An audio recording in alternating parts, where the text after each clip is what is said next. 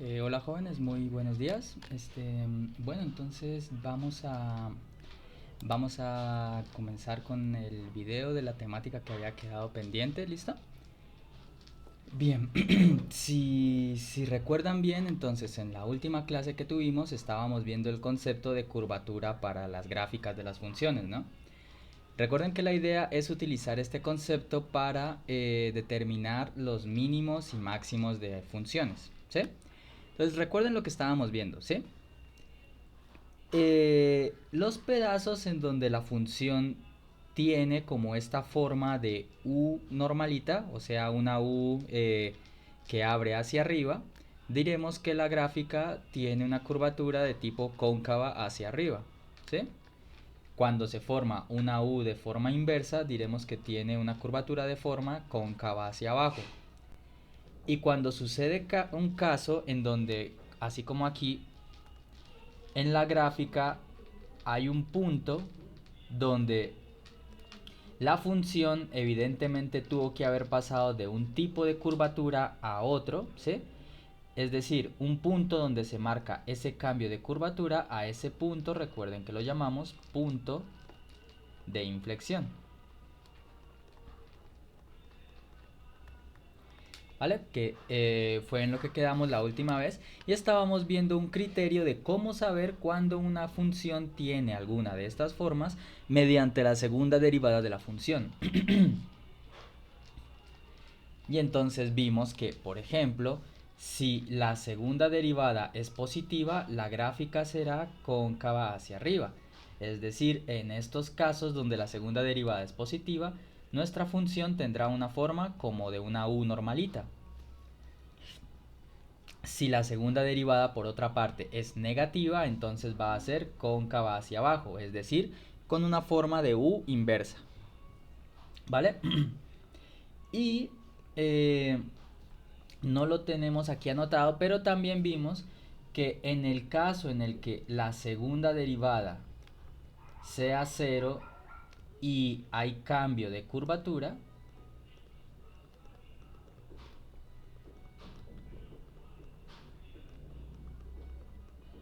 ¿cierto? Para algún x sub 0, entonces esto implicaba que el x sub 0 es punto de inflexión. Fíjense que no es solo que la segunda derivada valga cero, sino que la segunda derivada valga cero y que además ocurra en efecto un cambio de curvatura. ¿Listo? Bien, entonces, esto fue en lo que quedamos la última clase, que fue justo el momento en el que se fue la luz. Entonces, vamos a utilizar estos conceptos para resolver los ejemplos que tenemos aquí planteados, ¿listo? Estudiar la concavidad de las siguientes funciones. Empecemos con la función del ejemplo 1. 6 sobre x cuadrado más 3. Vamos a ver qué nos sale.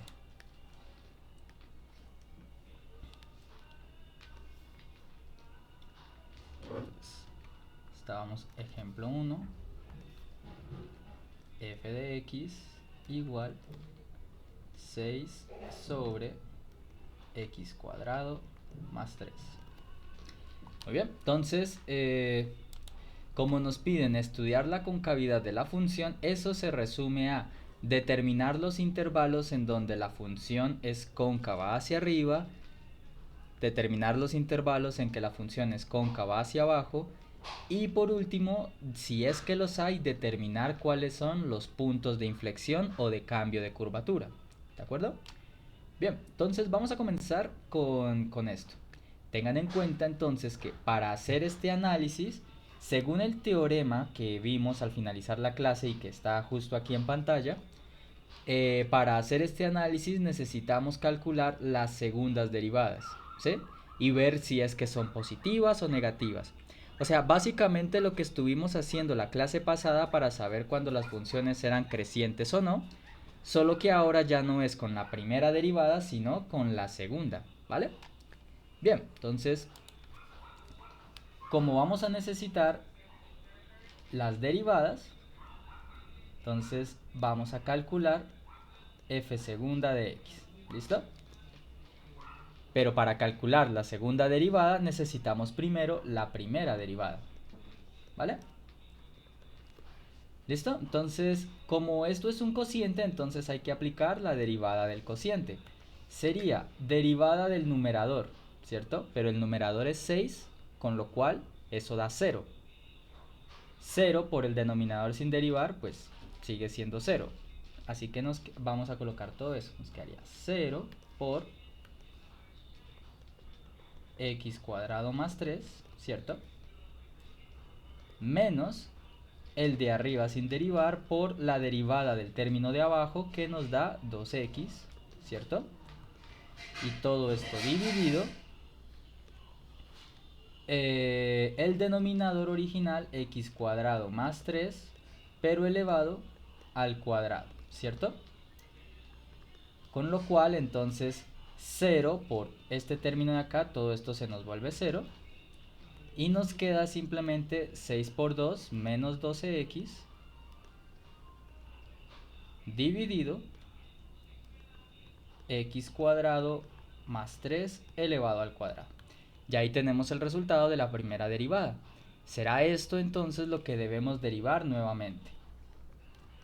Esto implica que f segunda, ¿a qué va a ser igual? Derivada de lo de arriba, que en este caso es menos 12, ¿cierto? Por lo de abajo sin derivar, x cuadrado más 3 al cuadrado, menos el de arriba sin derivar, o sea que nos vuelve a quedar menos 12x por la derivada del de abajo, donde tenemos una función elevada al cuadrado, o sea que hay que aplicar regla de la cadena. Baja el exponente 2, queda la función interna. Como bajamos el 2, queda elevado a la 1. Y esto multiplicado por la derivada interna, que es 2x. ¿Listo? Y todo esto sobre el denominador original, x cuadrado más 3 al cuadrado, ¿cierto? Y todo eso elevado al cuadrado. ¿Listo? Entonces, fíjense que allí ya tenemos calculada cómo sería, cómo quedaría la segunda derivada.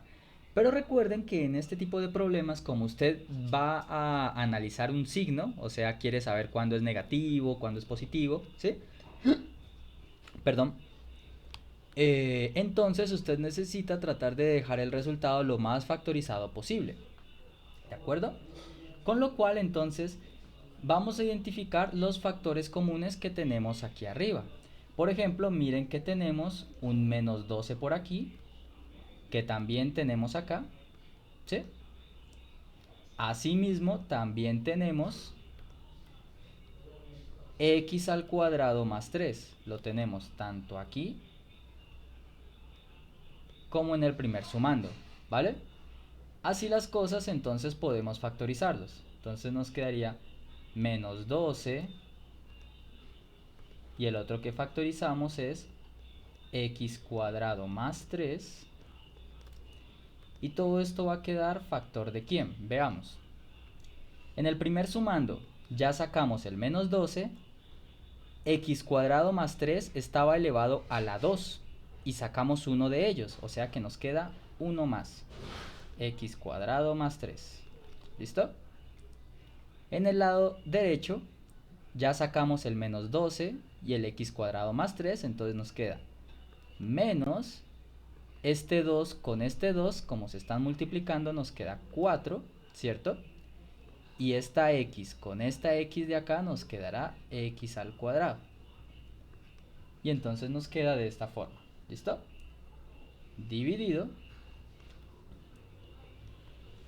x cuadrado más 3 y el 2 elevado a la 2 nos queda elevado a la 4. ¿Listo?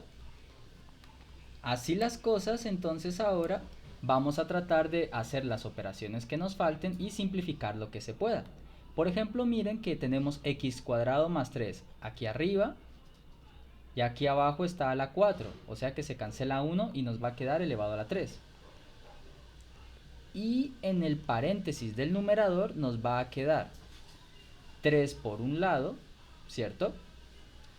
Y acá tenemos un x cuadrado menos 4x cuadrados, entonces nos quedaría menos 3x cuadrado, ¿de acuerdo?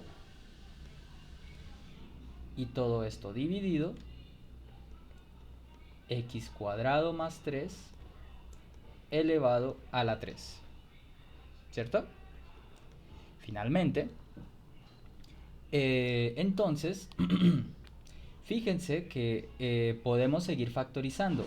En el paréntesis del numerador tenemos un 3 en los dos sumandos, con lo cual lo factorizamos y nos quedaría menos 12 multiplicado con el 3 que sale como factor común, nos queda menos 36, factor común de 1 menos x cuadrado.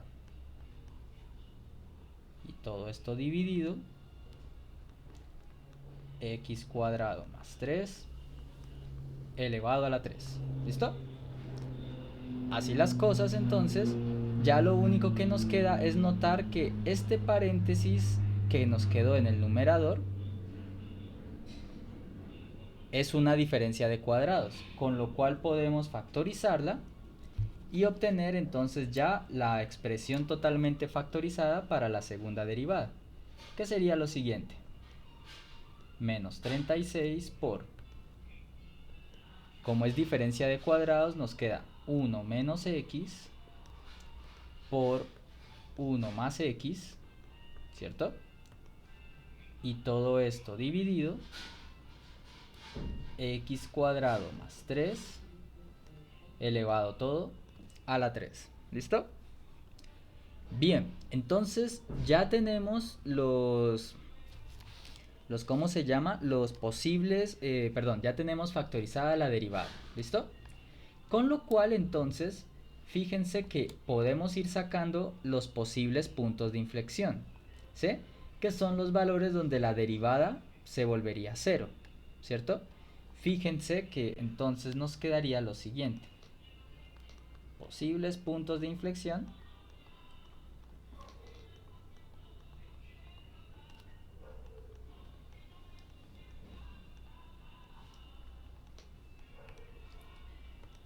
Recuerden que para conocer los puntos de inflexión nos fijamos en los factores que aparecen en el numerador. Por ejemplo, el primer paréntesis, 1 menos x, ¿sí? 1 menos x se vuelve 0 cuando x vale 1. Así que ese es un posible punto de inflexión. Asimismo, en el segundo paréntesis, 1 más x, ese paréntesis se vuelve 0 cuando x es menos 1, ¿sí? Entonces fíjense que ya tenemos dos posibles puntos de inflexión, ¿de acuerdo? Así las cosas, entonces vamos a analizar los signos de la segunda derivada, porque recuerden que nuestra herramienta es justamente esa. Para saber los intervalos en que es cóncava hacia arriba o hacia abajo, hay que saber dónde la derivada es positiva o negativa, ¿vale? Entonces vamos a aplicar eso. Y así como estuvimos haciendo en la clase pasada, pues vamos a utilizar el dichoso cementerio. Ubicamos uno por uno los factores que aparecen involucrados en la derivada. Menos 36, 1 menos x, perdón, 1 más x y x cuadrado más 3 elevado a la 3. Y la combinación de todos esos términos es la segunda derivada. Ubicamos arriba los términos que vuelven cero la derivada, ¿cierto? Que en este caso vimos que son menos 1 y 1. El denominador nunca se vuelve cero, con lo cual los únicos valores a considerar son estos de aquí. Y entonces colocamos nuestro arreglo, perdón.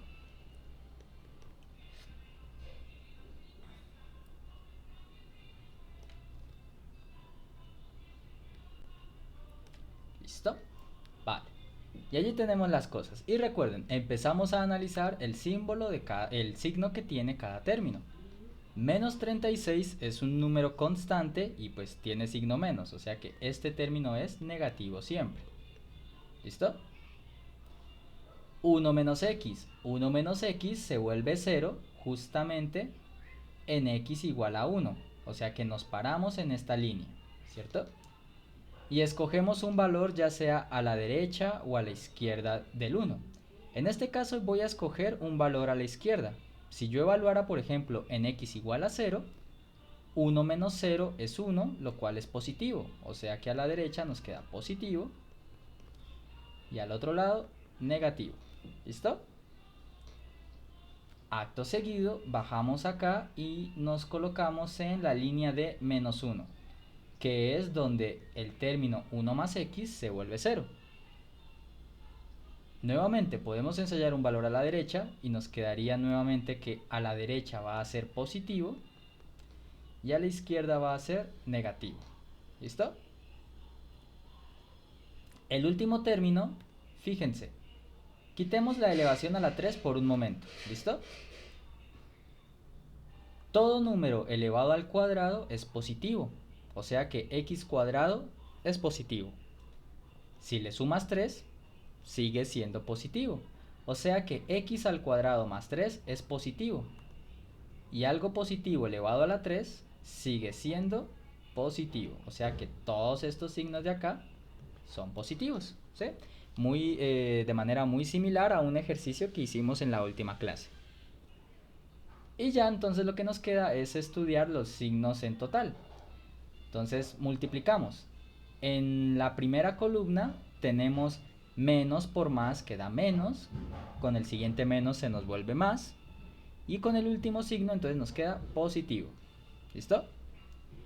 En la columna del medio todos son positivos excepto uno, o sea que aquí va a ser negativo.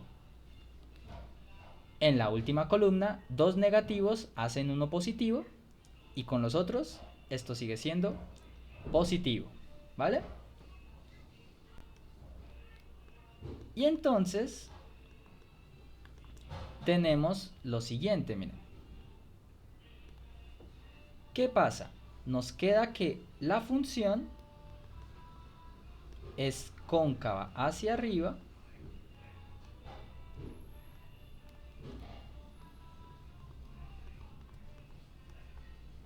¿en dónde? En los intervalos en que la segunda derivada nos dio positiva, ¿cierto? Entonces, fíjense que la derivada nos da positiva antes del menos 1, ¿sí? O sea que es en el intervalo desde menos infinito hasta menos 1, ¿sí?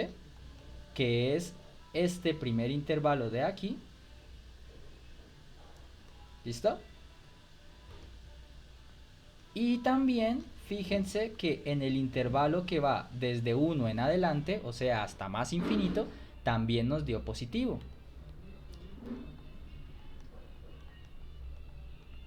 ¿Vale? Y finalmente, ¿dónde nos da cóncava hacia abajo? Pues donde la derivada es negativa, que fue entre menos 1 y 1. ¿Cierto? Entonces f es cóncava hacia abajo.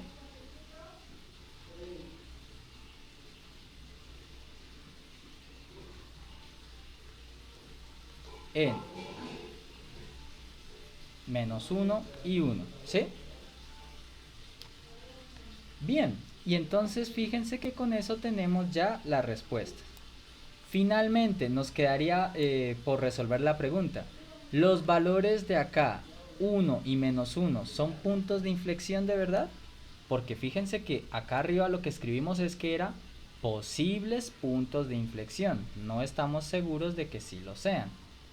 Pero fíjense que sí lo son, porque ¿qué pasa? En x igual a 1, por ejemplo, hubo un cambio de curvatura de negativo a positivo, ¿sí? Y también, si nos devolvemos a la función original, que creo que la tengo escrita acá en el PDF, ¿sí? Si usted recuerde que es la función del ejemplo 1, ¿sí? Si usted quiere evaluar la función en x igual a 1, no hay indeterminación y puedes calcularlo normalmente, ¿sí? Eso significa entonces que ese punto sí es un punto de inflexión, porque hay cambio en la curvatura y la función sí está definida en ese valor. ¿Listo? Entonces, ahí. Entonces, esto significa que en x igual a 1 y asimismo en x igual menos 1 hay puntos de inflexión.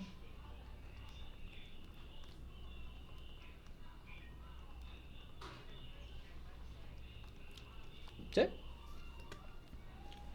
Muy bien. Entonces, para que veamos en efecto cómo, perdón, para que veamos en efecto cómo es que en verdad ocurre que la función tiene esa forma, pues vamos a aprovechar que estamos aquí de manera con, bueno, con computador y esto, para hacer la gráfica de la función aquí, miren. Entonces, vamos a dibujarla. Por un lado vamos a colocar la función y igual 6 dividido x al cuadrado más 3. ¿Sí? Entonces, miren, aquí tenemos la figura. Como tal, ustedes pueden observar que ella tiene una forma curva. ¿Sí? Pero entonces hagamos la división de ¿cómo se llama? De la figura con los puntos de inflexión que hayamos.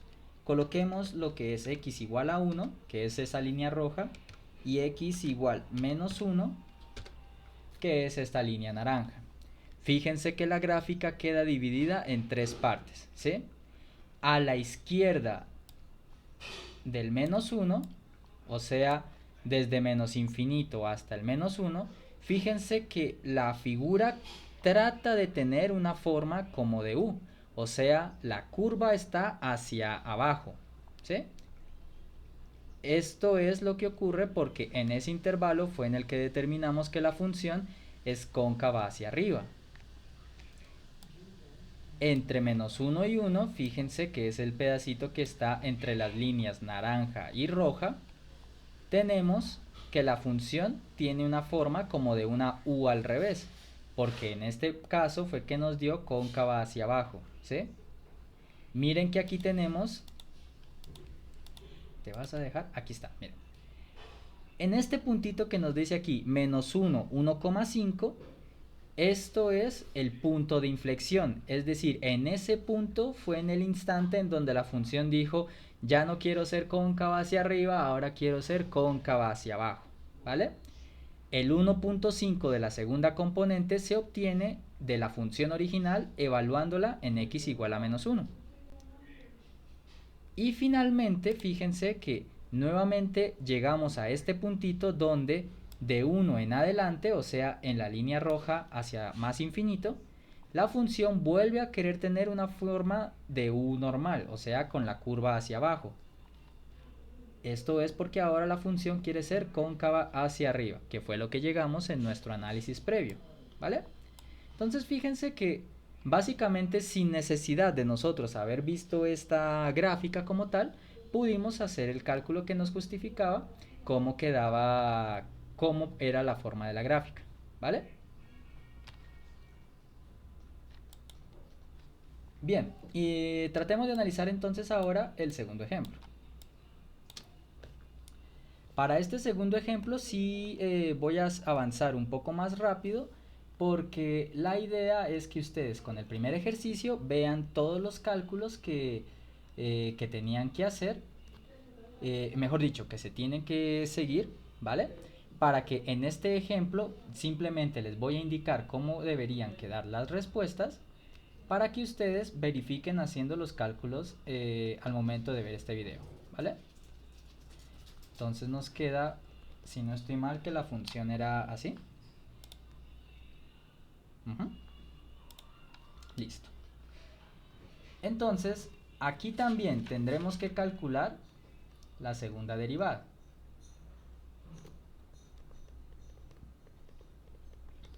¿Cierto? Para lo cual tendremos que haber calculado también la primera derivada. la cual ustedes deben verificar que les debe dar lo siguiente. Les debe dar menos 10x dividido x cuadrado menos 4 al cuadrado, ¿vale? Esto es lo que les debe dar la primera derivada. Y con este resultado, entonces ahora ustedes proceden a calcular la segunda derivada, ¿vale? Y en esta segunda derivada deben obtener la siguiente respuesta. Vamos a ver. Les debe dar 10 por 4 más 3x cuadrado dividido x menos 2 a la 3 por x más 2 elevado a la 3. ¿Listo? Vale, entonces deben verificar estos cálculos, ¿vale? Porque por el hecho de que el video no quede tan extenso, simplemente les coloco los resultados, pero la idea es que traten de seguir el mismo esquema que en el ejemplo anterior, ¿sí? Aplicar la regla de la división y bueno, factorizar. Tienen el esquema que hicimos antes. Si necesitan verlo de nuevo, pues afortunadamente está en video y se pueden devolver, ¿no?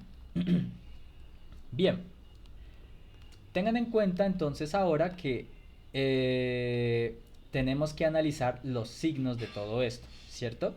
Con lo cual entonces, bueno, vamos a, como siempre, ubicar nuestros valores, no sin antes indicar quiénes son los posibles puntos de inflexión.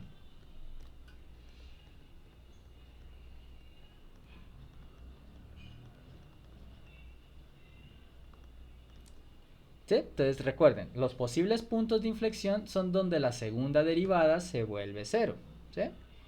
Lamentablemente esta función no tiene valores donde la derivada se pueda volver cero, porque 10 es positivo y el paréntesis del numerador ocurre lo de siempre. X cuadrado es positivo, multiplicado por 3 también es positivo, y si le sumas 4 siempre es positivo, o sea, nunca se vuelve cero. O sea que no hay posibles puntos de inflexión, ¿sí? Pero aquí nos quedaría entonces la duda. ¿Significa eso entonces que no va a haber cambio en la curvatura y que siempre va a ser cóncava hacia arriba o cóncava hacia abajo? Miremos, miremos. Entonces, hagamos el listado. Los factores son 10, 4 más 3x al cuadrado, x menos 2 elevado a la 3, x más 2 elevado a la 3, y la combinación de todas estas cosas es la segunda derivada. ¿Listo? Ahora bien, debemos colocar arriba los valores en donde cada factor se vuelve cero. Como ya dijimos, 10 y 4 más 3x cuadrado nunca se vuelven cero. Pero los otros dos que nos quedan sí. X menos 2 se vuelve 0 en x igual a 2. Y x más 2 se vuelve 0 en x igual a menos 2. Y con estos valores entonces construimos nuestra tabla.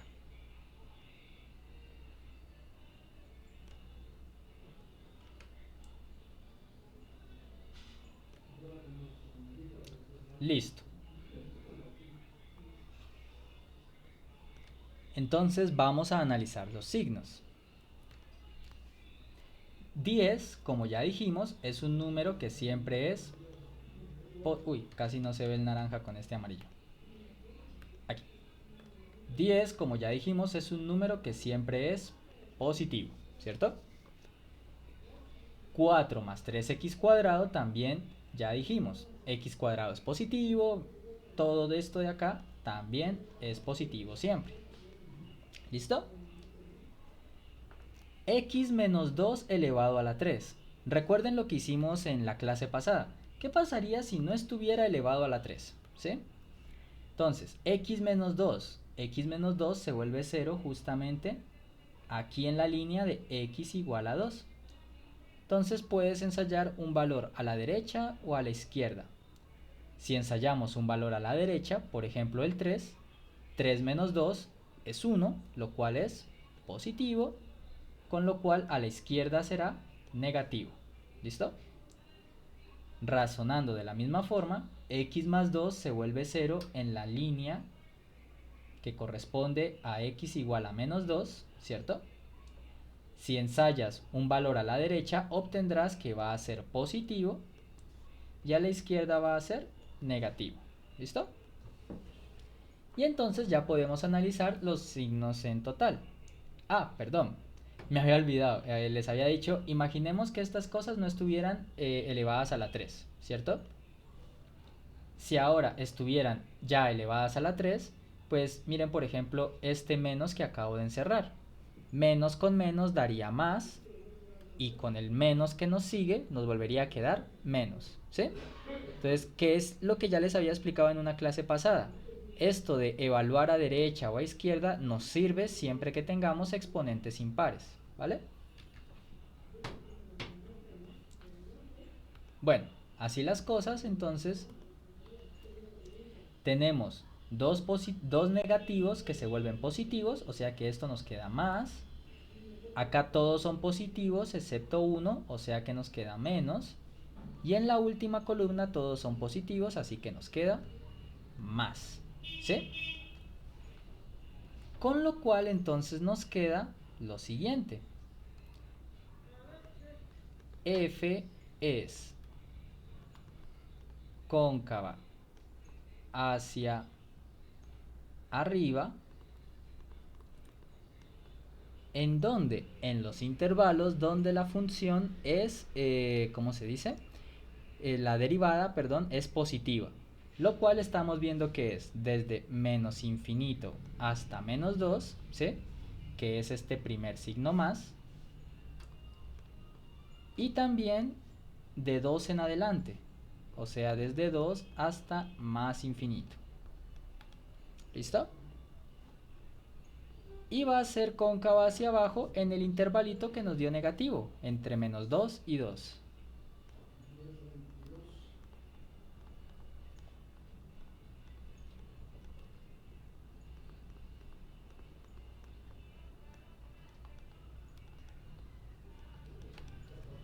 ¿Sí?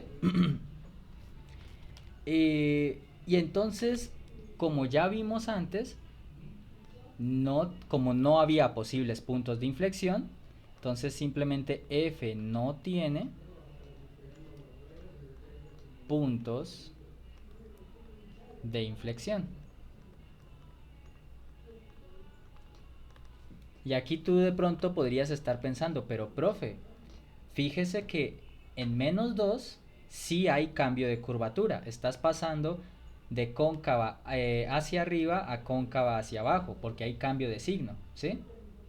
Y de la misma forma, en x igual a 2 también hay cambio de curvatura porque hay cambio de signo, ¿sí?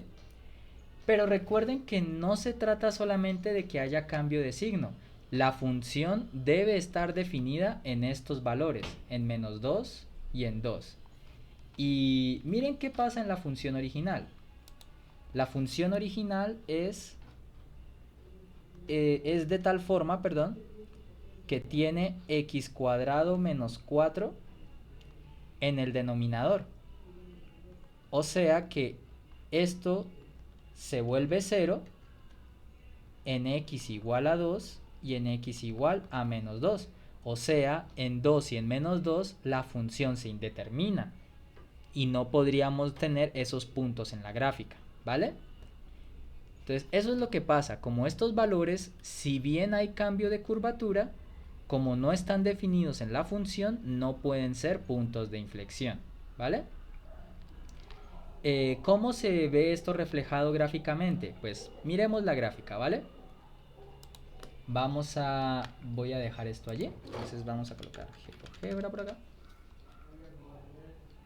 Ah, no. Así, pero no me quita la otra, perfecto.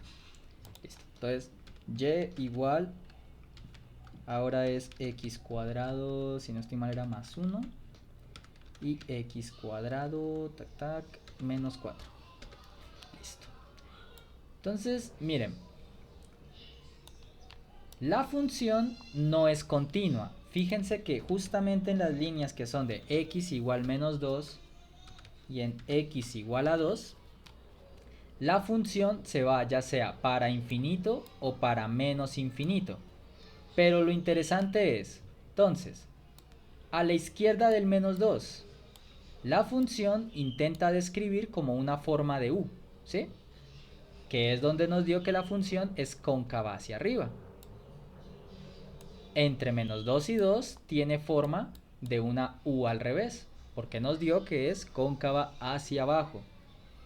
Y de la derecha del 2, o sea de 2 hacia más infinito, vuelve a intentar tener una forma de u normalita, porque es cóncava hacia arriba, ¿vale? Ahora bien, ¿listo?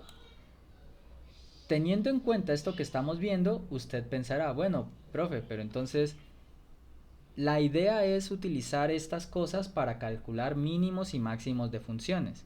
¿De qué manera nos sirve? ¿Sí? Miren lo siguiente.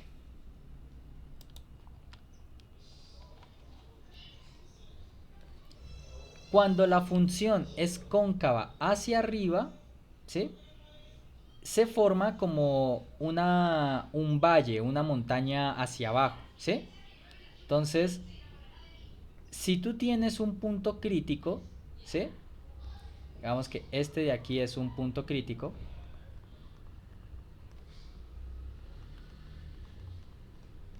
Llamémoslo x sub 0, ¿sí? Entonces, en este punto crítico recuerde que se debe cumplir, que la derivada es 0, ¿sí? Gráficamente nosotros podemos ver como está en una parte donde es cóncava hacia arriba, ¿sí? Entonces está en una parte baja de la gráfica, en la parte más baja que hay por allí cerca, ¿sí? Y recuerden que cuando eso ocurre, entonces decimos que lo que hay es un mínimo. Entonces miren que básicamente te está diciendo, si hay un mínimo, debe ser en un punto donde la función es cóncava hacia arriba. Lo cual implica entonces que la segunda derivada debe ser menor que cero. Si aquí es mayor que cero. ¿Sí? Porque en este estás en la parte donde la función es cóncava hacia arriba, ¿sí? Asimismo, en un punto donde la función es cóncava hacia abajo, aquí fíjense en el punto más alto debe haber entonces un máximo. Y si ahí hay un máximo es y si ese máximo está en una parte donde la función es cóncava hacia abajo, es porque la segunda derivada debe ser negativa, ¿vale? Es precisamente combinando estos resultados, fíjense, que obtenemos lo que se llama el criterio de la segunda derivada. ¿Listo? Entonces, si tenemos un punto crítico, es decir, un valor donde la primera derivada vale 0, ¿sí? Entonces hay dos posibilidades, bueno, tres. Posibilidad número 1, si la segunda derivada es mayor que 0, entonces es porque la función está en una parte que es, recuerden, mayor que 0 es cóncava hacia abajo. Y si es cóncava hacia abajo es porque ese punto está en la parte más cóncava hacia arriba, perdón, es porque estás en una parte de abajo. Y eso significa que entonces tienes un mínimo, ¿vale? Opción 2. Si la segunda derivada es negativa, Entonces recuerda, la función será cóncava hacia abajo, o sea, forma una montaña. Y tu punto crítico estará en la cima de esa montaña. Y por lo tanto, como es un punto que va a estar en la cima, va a ser un punto de máximo, ¿vale? Y el caso 3, pues, que puede ocurrir que la segunda derivada te dé 0. En estos casos el criterio no aplica.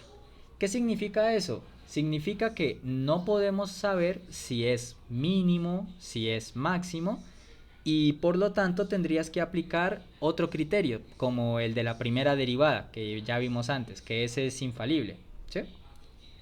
Entonces, fíjense que con esto ya tenemos también herramientas para utilizar la segunda derivada para determinar si una función tiene mínimo o tiene máximo, ¿vale? Vamos a, por ejemplo, mirar nuestro primer ejemplo.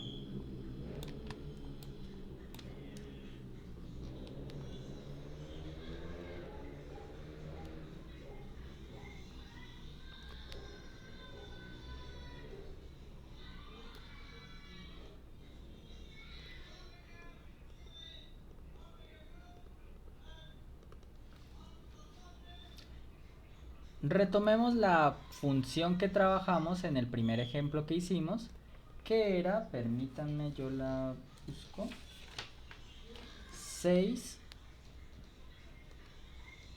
dividido x cuadrado más 3, ¿cierto? Entonces, la idea es que hallemos, ¿sí? Hallemos el mínimo, o mejor dicho, hallar los extremos relativos, ¿sí?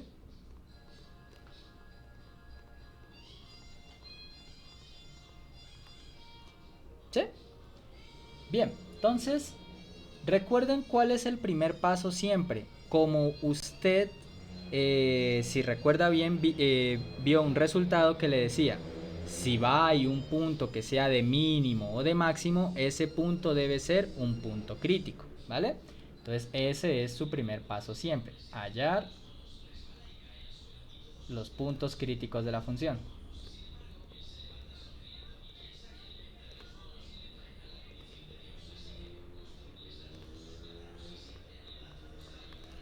Y para eso recuerde, pues, ¿qué es un punto crítico? Es un valor x donde la derivada le debe dar 0, ¿cierto? O donde la derivada no exista. Afortunadamente, esta es una derivada que ya hemos calculado antes, ¿cierto? Cuyo resultado nos dio menos 12x, ¿sí? Dividido x cuadrado más 3 elevado al cuadrado. Y esto queremos que sea igual a 0, ¿sí? Recuerde, este cálculo lo hicimos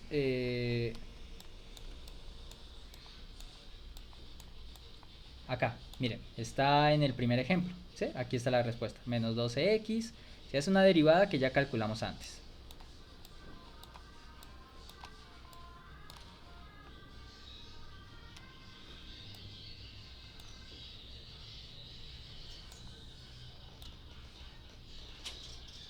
¿Vale? Y entonces queremos que la derivada se vuelva a 0. Y para eso, pues, el numerador, menos 12x, debe ser 0.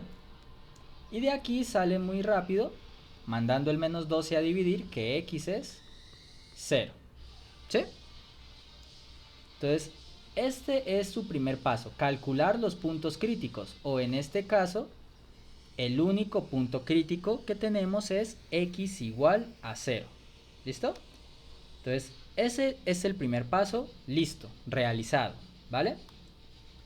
Como ahora queremos aplicar el criterio de la segunda derivada, entonces, como su propio nombre lo indica, necesitaríamos la segunda derivada, ¿vale? Entonces, ese sería su paso número 2. Calculemos ahora f segunda de x, ¿sí? que afortunadamente también es un cálculo que ya hicimos, ¿cierto? Entonces, f segunda de x es igual, ese resultado nos dio menos 36, 1 menos x, 1 más x, dividido x cuadrado más 3 elevado a la 3, ¿cierto? Que también les reitero, este valor es el que calculamos previamente acá, miren, ¿sí? Es lo que nos dio la derivada en el primer ejemplo.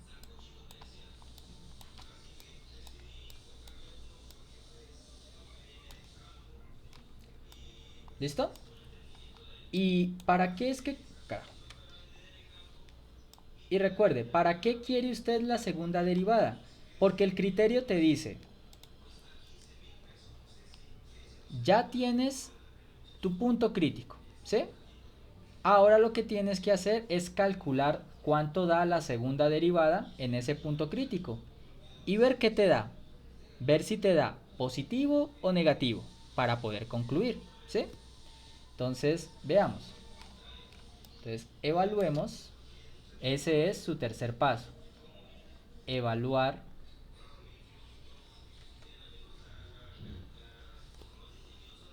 f segunda de x en los puntos críticos obtenidos.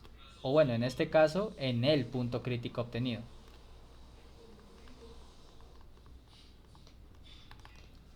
En este caso, el único punto crítico que obtuvimos era x igual a 0.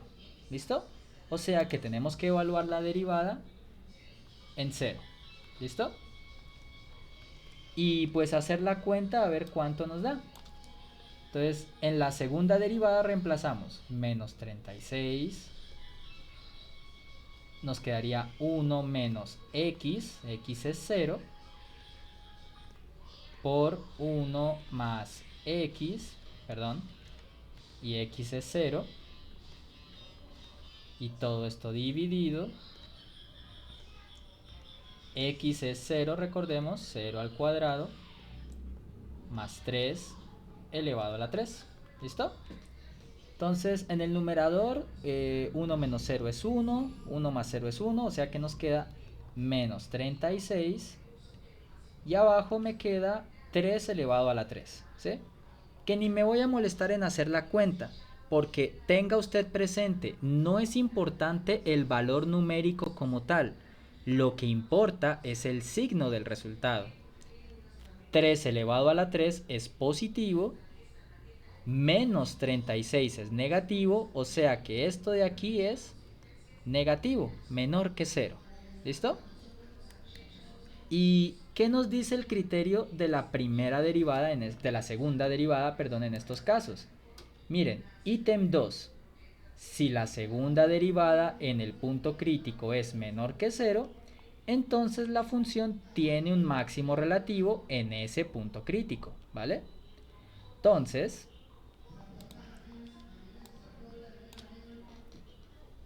así, por criterio de la segunda derivada,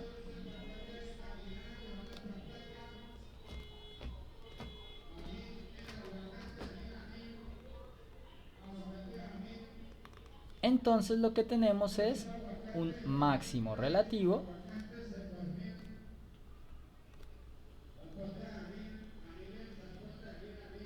el cual se calcula, recuerden, con la función original evaluada en el valor que estamos obteniendo, que es de máximo, o sea, en x igual a 0. La función original, recuerden, es 6 sobre x cuadrado más 3, ¿cierto? Pero x estamos evaluándolo en 0. Si hacemos la cuenta nos va a quedar 6 entre 3, lo cual es 2. ¿Listo? Y entonces solo tenemos un extremo relativo que es este máximo. ¿Vale? Fíjense que de hecho lo podemos ver gráficamente. El primer ejemplo era aquí y fíjense que el punto es en x igual a 0 y en y que vale 2. Cambiémosle el colorcito para que se vea bien. Ahí está. Entonces miren, este puntito que acabé de colocar en x0 y en y2 claramente es el punto más alto de la gráfica, ¿vale? Y fíjense que lo pudimos obtener gracias a este nuevo criterio de segunda derivada, ¿vale? Entonces, básicamente ahora ya tienen dos herramientas para calcular un mínimo o un máximo. Pueden utilizar pues la que ustedes se sientan más cómodos, ya sea el de la primera derivada o la segunda derivada. A menos que en un ejercicio yo les diga utilice los dos métodos. Cosa que si utilizas los dos métodos, tanto el de la clase pasada como este video, debes obtener el mismo resultado, ¿sí? Y bueno, jóvenes, entonces pues yo les recomendaría para que pues practiquen, ¿sí? Aparte de los ejercicios que ya hay en el taller, claro está, que traten también de hallar con el criterio de la segunda derivada mínimo los extremos relativos para la función del segundo ejemplo que hicimos hace rato, ¿sí? Eh, ¿Cuál es que es? Sí, esta de aquí, ¿vale? Que para la cual además tienen que verificar algunos cálculos, ¿vale? Entonces les recomiendo que hagan eso, además de que también hay otros ejercicios en el taller para practicar, ¿vale? Y pues nada, jóvenes, eso es todo lo que tenía que comentarles sobre este tema. Recuerden, el tema de examen parcial entonces va hasta aquí. Bueno, de taller parcial diríamos en este caso. Pues nada, jóvenes, eso es todo. Cualquier duda recuerden que pueden encontrarme en oficina en horario es la siguiente semana en el horario de la clase usual o me solicitan asesoría por correo con un día de antelación, ¿vale? Nada, jóvenes, cuídense mucho, muy buen fin de semana y pues esperen, dejo por acá. Y bueno, ya nos vemos la siguiente semana.